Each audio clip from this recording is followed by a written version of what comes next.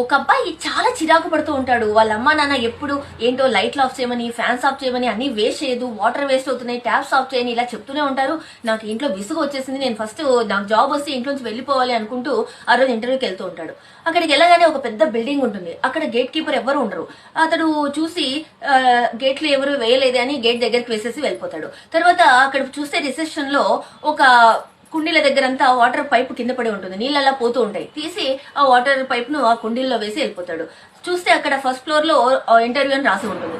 అలా మెట్ల మీద వెళ్తూ ఉంటే అక్కడ లైట్లన్నీ ఆన్ లో ఉంటాయి. అయ్యో రాత్రి నుంచి లైట్లు ఇలానే ఉన్నాయి, మా నాన్న చెప్తుంటాడు కదా నిజమే అని ఆఫ్ చేసి వెళ్ళిపోతాడు. తర్వాత పైకి వెళ్తే అక్కడ రూమ్ లో చాలా మంది ఉంటారు. ఇంతమందిలో నాకు ఇంటర్వ్యూ ఎలా చేస్తారో ఏమో అనుకుంటూ ఉండగా పక్క రూమ్ లో చూస్తే ఫ్యాన్లు తిరుగుతూ ఉంటాయి. అక్కడ ఎవ్వరూ ఉండరు. వెళ్ళి ఆ ఫ్యాన్లు కూడా ఆఫ్ చేస్తారు, అమ్మ చెప్తుంటుంది కదా ఎప్పుడు అని. తర్వాత ఇంటర్వ్యూకి వచ్చిన వాళ్ళంతా ఒక సైడ్ నుంచి లోపలికి వెళ్తూ ఇంకో సైడ్ నుంచి బయటకు వెళ్ళడం వల్ల అక్కడ ఏం క్వశ్చన్స్ అడుగుతున్నారు కూడా ఎవరికి తెలియకపోవడం వల్ల అతను టెన్షన్ పడుతూ ఉంటాడు.